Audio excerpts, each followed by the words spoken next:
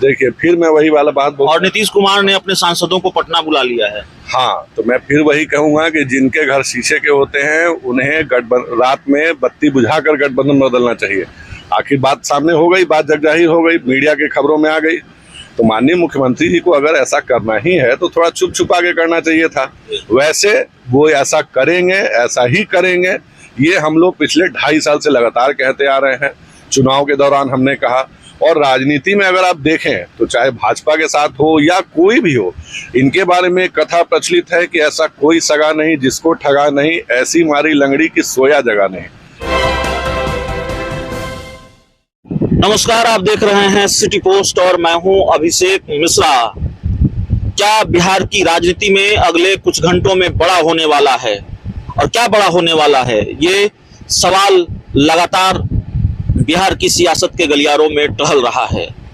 सवाल यह भी है कि आरसीपी सिंह ने यह कहा है कि जिनके घर शीशे के होते हैं वो दूसरों के घरों में पत्थर नहीं मारा करते। इसका मतलब क्या है, और आरसीपी सिंह क्या अब आर पार की लड़ाई के मूड में है, जो कि जाहिर तौर पर दिख रहा है।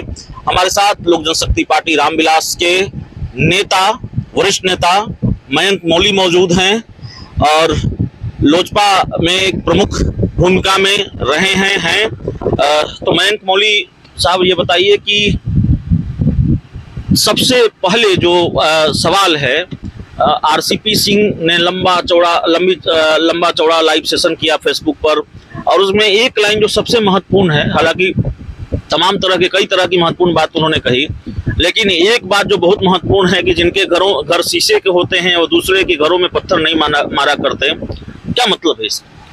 देखिए, मैं आरसीपी सिंह जी के इस जुमले को एक और आगे बढ़ाना चाहूंगा, और मैं कहना चाहूंगा कि जिनके घर शीशे के होते हैं वो बत्ती बुझाकर राजनीतिक गठबंधन बदलते हैं। तो आरसीपी सिंह जी के बारे में जो जितनी भी बातें पिछले 3-4 दिनों से चल रही है, महीनों से जो सुनते आ रहे हैं कि आरसीपी सिंह साहब ने ये किया, वो किया, ऐसा किया, तो माननीय मुख्यमंत्री जी जब उनका जो बरसों बरस से जो उनका साथ रहा है, जब वो आईएएस ऑफिसर रहे थे या जब वो उनके करीबी हुए, फिर वो राष्ट्रीय अध्यक्ष बने, उस दौरान एक नामी टैक्स पूरे मार्केट में घूमा करता था जिससे बिहार का बच्चा बच्चा वाकिफ था। तो क्या ये जो बातें उस समय हुआ करती थी, या वो उस समय गलत थी, या अगर वो आज की बात माने तो वो तथाकथित वो जो टैक्स जिसके बारे में हर कोई जानता है, तो वो जो टैक्स था वो अगर वो सही था तो फिर वो मुख्यमंत्री जी की नाक के नीचे छत्रछाया में चल रहा था। तो अगर आरसीपी सिंह जी अगर दोषी हैं, अगर उन्हीं के शब्दों में माने, तो फिर मुख्यमंत्री जी ने अपने नीचे वो सारी चीजें घटने क्यों दी? ये जीरो टॉलरेंस की सरकार जो है, उस सरकार के नीचे अगर आपका राष्ट्रीय अध्यक्ष जो आपके रहे हो, जिनके नेतृत्व में आपने चुनाव लड़ा और पंचायत बूथ स्तर तक का आपने वो अपना विस्तार किया, तो क्या हम मान लें कि वो सब कुछ उसी तथाकथित टैक्स के अंतर्गत दायरे में आता था? तो इसका जवाब आरसीपी सिंह जी को नहीं, माननीय मुख्यमंत्री जी को देना है। और जो आपने कहा कि जिनके घर शीशे के होते हैं, तो बात बिल्कुल मैं सही कर रहा, हमारे नेता भी कहते हैं, और हम बिहार का बच्चे की आवाज़ है कि पिछले 17 वर्षों के तथाकथित सुशासन राज वाले सरकार के मंत्रियों के, विशेष करके जदयू के मंत्रियों के, आप एक बार उनकी भी जांच करवा लीजिए। आपके पास तमाम जांच एजेंसियां उपलब्ध हैं, तो जदयू कब से जांच एजेंसी हो गई मैं ये नहीं जानता। अगर आपको वाकई लगता है कि आरसीपी सिंह जी ने कोई भ्रष्टाचार किया, सब कुछ किया, तो तमाम जांच एजेंसियां आपके पास, आप स्टेट में आप एसआईटी गठित कीजिए, आप चाहे आप आर्थिक अपराध शाखा में भेजिए, चाहे आप सीबीआई की अनुशंसा कीजिए। ये जदयू में कब से करमचंदों की बहाली हो रही है मैं नहीं जानता।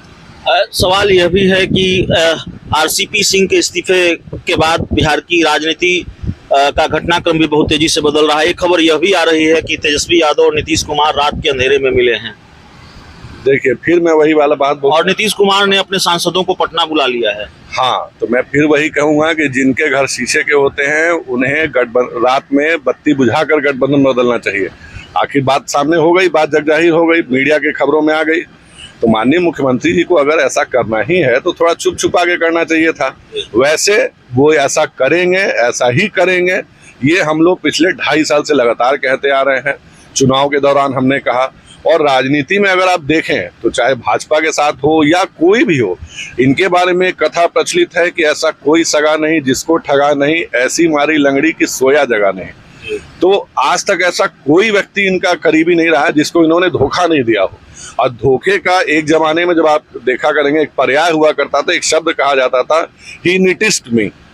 तो निटिस्ट मी इस बार उसके अगले शिकार हुए हैं आरसीपी सिंह, जैसे कभी जॉर्ज बाबू हुए थे, जैसे कभी दिग्विजय सिंह जी हुए थे, जैसे कभी आपके पवन साहब हुए थे।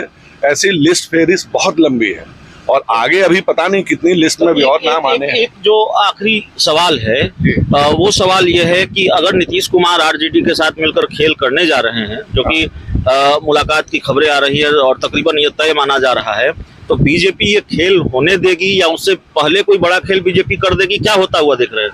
देखिए ये तो डिसाइड पूरी तरीके से बीजेपी को करना है, ठीक है। और मुझे लगता है कि बीजेपी का नेतृत्व इसमें सक्षम है, चाहे केंद्र का हो या फिर यहाँ बिहार का हो।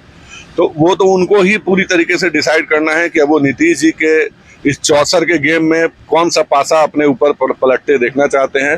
बट राजनीतिक शकुनी की भूमिका में फिलहाल माननीय मुख्यमंत्री जी हैं, जो हर बार उनका आंकड़ा कहिए, वो जब भी पासा फेंकते हैं उनके पास हमेशा 6 ही आता है।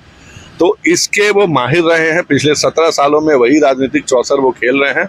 अब ये इस बार भाजपा को देखना है कि वो तीसरी बार धोखा खाने के लिए तैयार है या इस बार वो पलटवार करती है। चलिए, तो हमारे साथ लोक जनशक्ति पार्टी रामविलास के वरिष्ठ नेता मयंक मौली थे। हम लगातार इनसे बात कर रहे थे और जाहिर तौर पर बिहार के अलग अलग नेताओं से, राजनीतिज्ञों से बात हो रही है। एक जो बड़े खेल की संभावना बिहार की सियासत में नजर आ रही है और दूसरा कि आरसीपी सिंह ने इस्तीफा दिया है और उस इस्तीफे का क्या असर बिहार की राजनीति पर होगा।